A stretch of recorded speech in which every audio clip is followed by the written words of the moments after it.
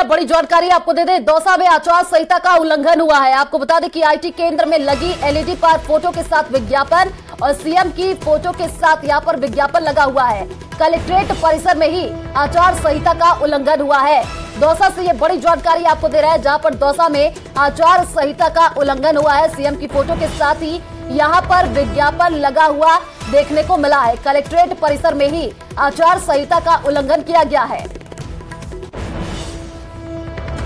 तो दौसा में आचार संहिता का उल्लंघन हुआ है। इस वक्त की बड़ी जानकारी आपको दे रहे हैं। सीएम की फोटो के साथ ही देखिए यहां पर विज्ञापन लगा हुआ देखने को मिला है। कलेक्ट्रेट परिसर में ही आचार संहिता का उल्लंघन हुआ है। तो चुनाव के तारीखों के ऐलान के बाद से ही देखिए प्रशासन इस पूरी कवायद में लगा हुआ है कि कहीं पर भी आचार संहिता का उल्लंघन नहीं हो। लेकिन दौसा में आचार संहिता का उल्लंघन हुआ है। सीएम की फोटो के साथ ही देखिए यहां पर विज्ञापन देखने को मिला है। 25 नवंबर को राजस्थान में विधानसभा चुनाव होने हैं, लेकिन इसके साथ ही ऐसे अनुमान लगाए जा रहे हैं कि इस बार के विधानसभा चुनाव का खर्च 300 करोड़ पार कर जाएगा। 200 विधानसभा सीटों पर मतदान के लिए करीब 53,000 मतदान केंद्र बनाए गए हैं। जानकारों के मुताबिक साल 2018 में जहां ये खर्च 250 करोड़ रुपए था। दरअसल इस बार पारदर्शी तरीके से विधानसभा चुनाव कराने के लिए तकनीकी का इस्तेमाल किया जा रहा है। इसके अलावा आयोग हर जिले में चुनाव पर करीब 1.5 करोड़ रुपए खर्च कर रहा है। जानकारी के मुताबिक चुनाव की तैयारी के लिए 1.5 करोड़ की राशि में से पहली किस्त के तौर पर हर जिला निर्वाचन अधिकारी को करीब 80 लाख रुपए ट्रांसफर भी कर दिए गए हैं।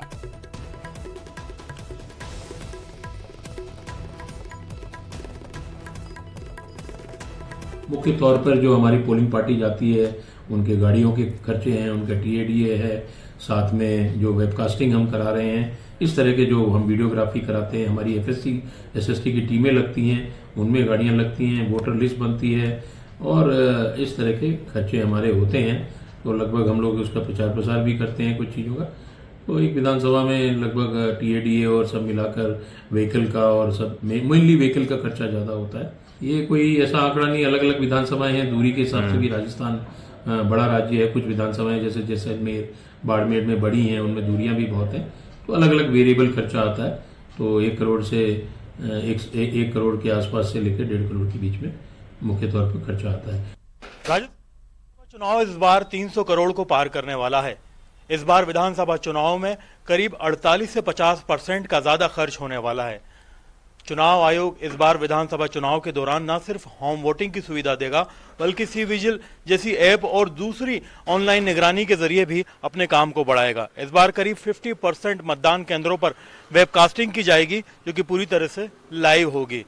प्रदेश के अंदर चुनाव के अंदर वैसे ही काफी खर्च होता है, लेकिन इस बार चुनाव के दौरान जो चुनाव आयोग है, ये कोशिश कर रहा है कि ज्यादा से ज्यादा मतदाता अपने मताधिकार का इस्तेमाल कर पाएं और निष्पक्ष तरीके से प्रदेश के अंदर पूरी तरह से प्रलोभन मुक्त चुनाव कराया जाए।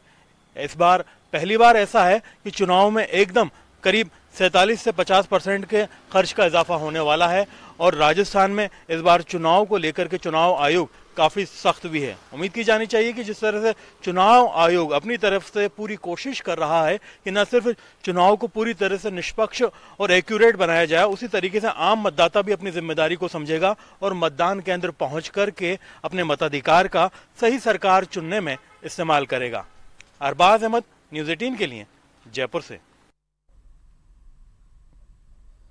तो जन्मदिन के मौके पर जयपुर पहुंचे असम के राज्यपाल गुलाब चंद कटारिया ने राजस्थान की जनता से भारी संख्या में मतदान की अपील की। उन्होंने कहा ऐसे उम्मीदवार को चुने जो देश को बेहतर बना सके, क्योंकि बेहतर उम्मीदवार अच्छे लोकतंत्र के लिए जरूरी है। उन्होंने अपनी तरक्की का श्रेय भी मेवाड़ की जनता को दिया।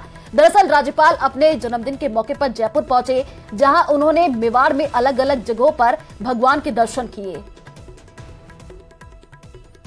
तो गुलाब चंद कटारिया देखे यहाँ पर पूजा पाठ करते हुए के शरण में जाता हूँ और ये आशीर्वाद देता हूँ कि मेरा काम करने का तरीका ईमानदारी से सेवक के रूप में हो, अच्छा से अच्छा कर सकूँ। जिस जनता ने मुझे चुना है, तो जनता को मैं अपना पूरा सेवा करके और उसका कर्जा उतार प्रयत्न करता हूँ।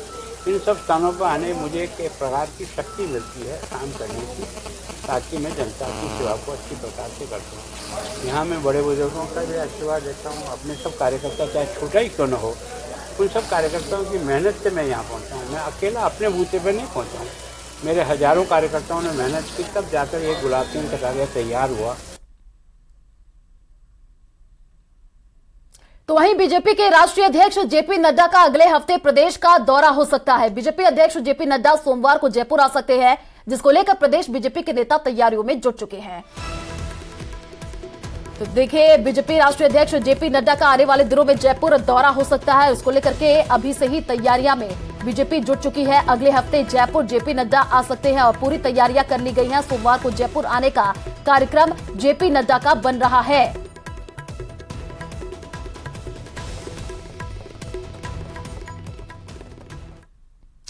तो बीजेपी ने तो अपने 41 उम्मीदवारों की पहली सूची जारी कर दी है, लेकिन अभी तक कांग्रेस के प्रत्याशियों की लिस्ट सामने नहीं आई है। हालांकि कांग्रेस में टिकट चयन की कवायद तेज हो गई है, जिसको लेकर आज शाम 5 बजे कांग्रेस प्रदेश चुनाव समिति की बैठक होगी। इस मीटिंग में कांग्रेस के तमाम बड़े नेता मौजूद रहेंगे। कांग्रेस की कल होने वाली स्क्रीनिंग कमेटी की बैठक से होने वाली ये मीटिंग काफी अहम मानी जा रही है।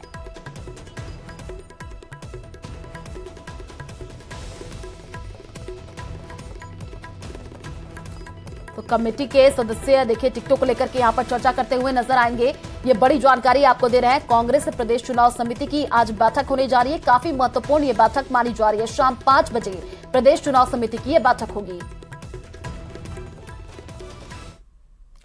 तो सरदार शहर में कांग्रेस में टिकट बंटवारे से पहले ही विरोध के स्वर देखने को मिल रहे हैं। सरदार शहर कांग्रेसी कुनबे में टिकट को लेकर के अब कलह देखी जा रही है, जिसको लेकर शुक्रवार को सैकड़ों गाड़ियों के काफिले के साथ विधायक अनिल शर्मा को टिकट न देने की मांग को लेकर हजारों कांग्रेसी कार्यकर्ता जयपुर रवाना हुए हैं। उपचुनाव में कांग्रेस पार्टी से विजेता हुए विधायक अनिल शर्मा के जीतने के बाद से ही विधायक अनिल शर्मा अपने कांग्रेसी कार्यकर्ताओं को एकजुट नहीं रख पाए और एक के बाद एक कांग्रेसी कार्यकर्ता और पदाधिकारी अनिल शर्मा से नाराज होकर के दूर होते गए।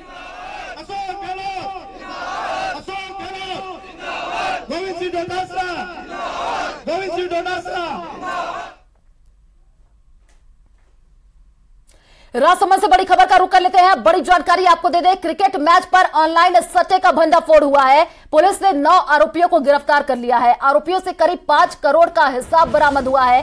पुलिस ने हिसाब के 5 रजिस्टर भी जब्त कर लिए हैं। 12 फोन, 3 लैपटॉप और 10 एटीएम बरामद हुए हैं।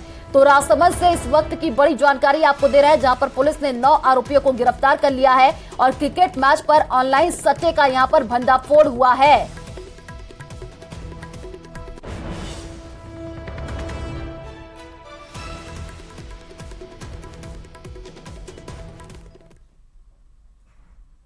चलिए फिलहाल इस बुलेटिन में इतना ही। बाकी खबरों के लिए आप देखते रहिए न्यूज़ 18 राजस्थान। नमस्कार।